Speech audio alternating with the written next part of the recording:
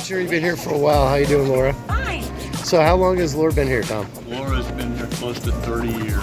30 years. 33 years. 33 years, sorry. She was a service manager and was just recently promoted to store manager and has done an outstanding job here. Well, congratulations. And I love the chicken. Oh, yeah, that's good. I'm not mad at it. So this is what brings them in, right? All the meats. That's one of the many things.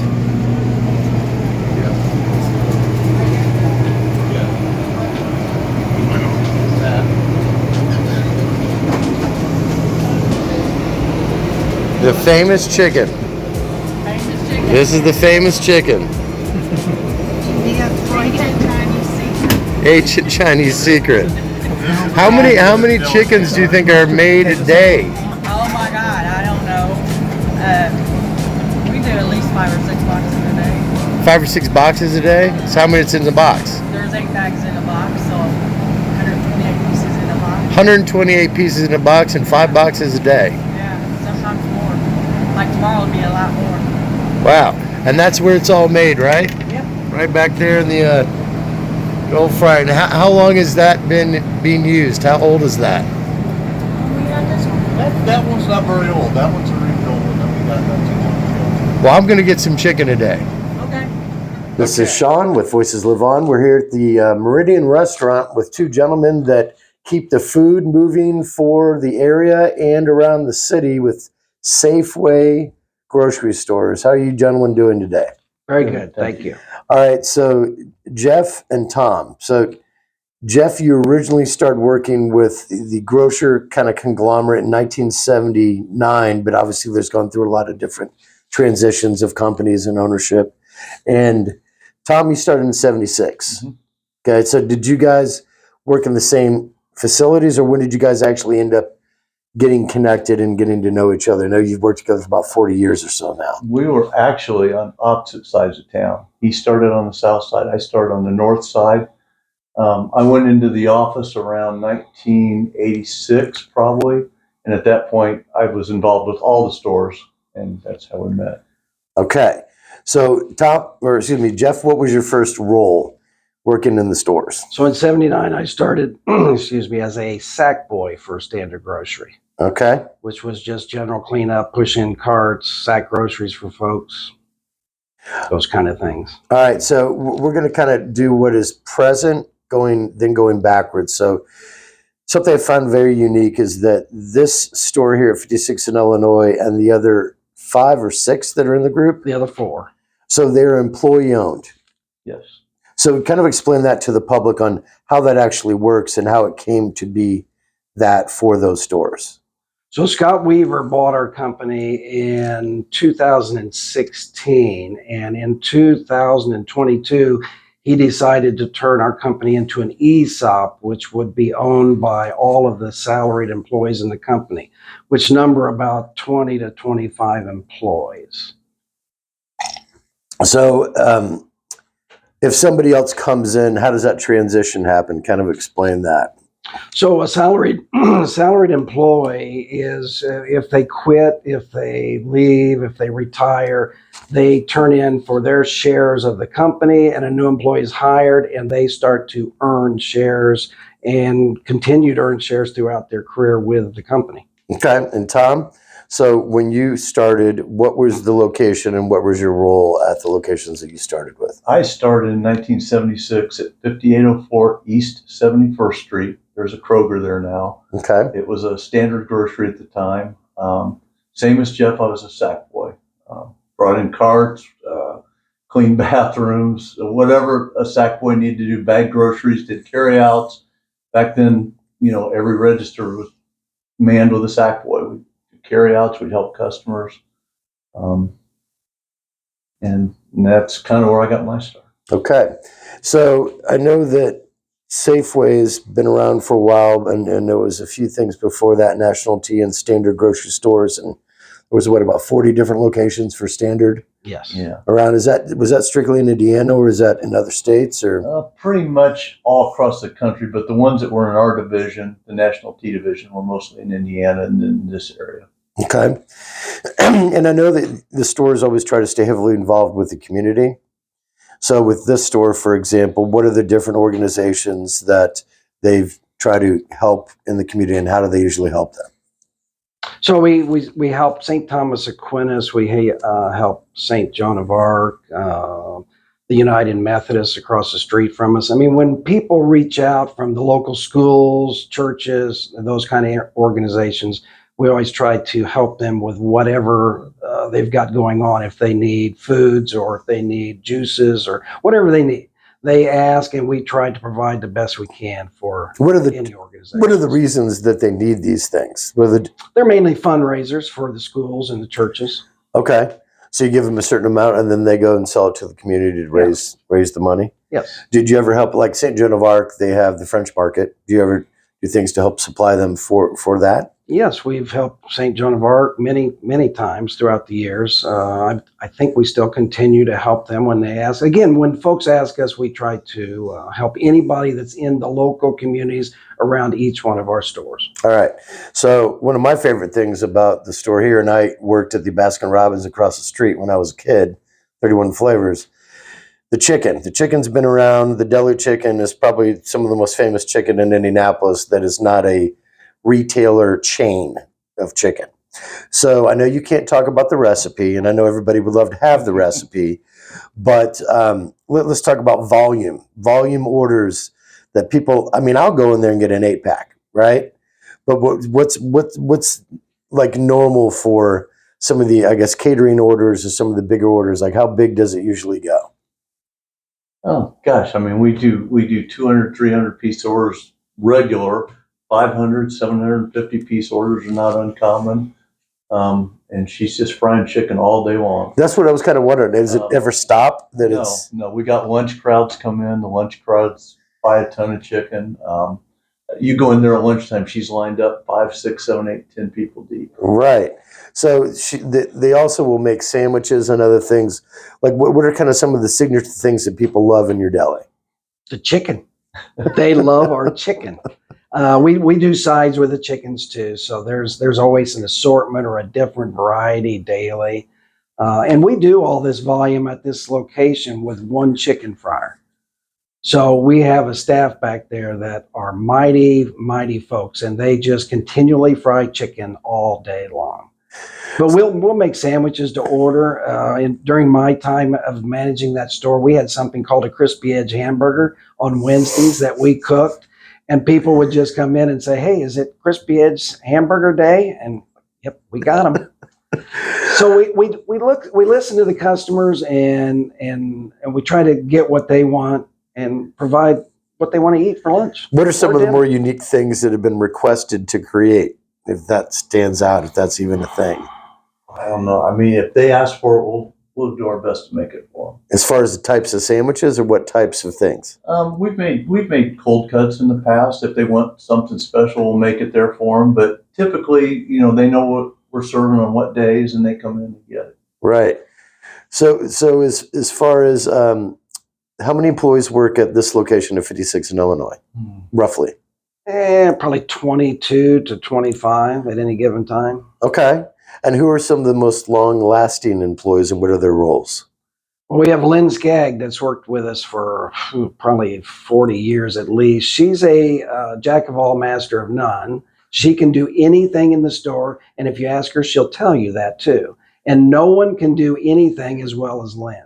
Now, we have a staff in there. Laura Mitchner, our new store manager, has been there for over 30 years. We have quite a few folks in that building that have been with us for an extended period of time, and they all contribute to the success of the store. All right, so you were 18 and you were 17, and you're now older than that. A little bit, yeah. So that's a lot of time to dedicate. You both said you know each other for at least 40. Is that right? Correct. Mm-hmm. So why did you want to stick within the grocery industry for that long? What hooked you in? My dad did it. He was a 28-year career person with Standard. I knew the business when I decided to get into it. To be honest, I love helping people and serving people. And in the grocery business, you're interacting with the public constantly. And I guess that's the biggest part that kept me going in it. So what are some of the biggest headaches that I mean, obviously food can go bad, right? And then you have to police that. And so what are just some of the processes that you have to stay on top of, like the top processes you have to stay up on top of? Keeping the stores staffed is a major issue Okay. these days. Trying to find good quality help and keeping people in the store staffed, that's tough. You always got to worry about theft in locations. Right. So how can you really police that? I know that businesses have cameras to watch things, but are people constantly monitoring every single? It would seem to be impossible to monitor every single square inch and everybody's movements. Is there ways that you've kind of evolved over the years to be able to help? You can't watch everything. You just got to be vigilant. Right. You got to pay attention to what's going on and just watch everybody. Everybody's got everybody's back. And times have changed. The industry has changed from the time Tom and I started to now. It's very difficult nowadays to hire and monitor all the things that are going on in our buildings. Right. So what kind of processes have you implemented to be able to help that? Most of our employees know. So when someone comes in to maybe steal from us, they give indicators that we know and we share with employees. And you try to just stop it before it happens. Okay. That's our biggest things. We don't want any of our folks to get injured in any way over anything that might be stolen in our buildings. So we just try to interact with folks. And usually if you interact with folks and they might going to steal, maybe they won't steal if you're interacting with them. All right, so let's change it to the types of items and how they get into the store. I know you have different suppliers, but how does it get chosen? What types of items are sold, like within jams or within breads or within things? Is it how was that governed down from the top that these are the ones we're going to be selling? A lot of times in Illinois Street, it's customer request. Really? They ask for stuff, we get it. What's some of the categories of those type of examples? It could be anything. From jams to jellies to fresh meats to frozen foods. I mean, our stores are very small, so we're limited on space, so we have to pick and choose. You, of course, have your national sellers that everybody buys. You carry those. Mm-hmm. But you listen to what your clientele wants, and if they want a Brazzle blueberry jam, we go after it and see if we can find it, and we carry it for them. We have a lot of unique local coffees and other local items at this particular store at 56th Street. And they're all because customers have asked for them, and we've got them for them. I would say it's a little gourmet. It is a little gourmet. It is. If you walk up and down those aisles, I've seen things so many times that I'm like, I've never seen that brand before. I've never seen this, or wine. And most of them are local vendors that we're trying to support. You're supporting like local. I mean, is it anything like farm to store? You get it from any? In some cases, yeah. I mean, the bees. Like honey? Okay. Honey, yeah. Do you ever get approached by people that are like, we have this product, we would like to sell it in this particular store? Constantly.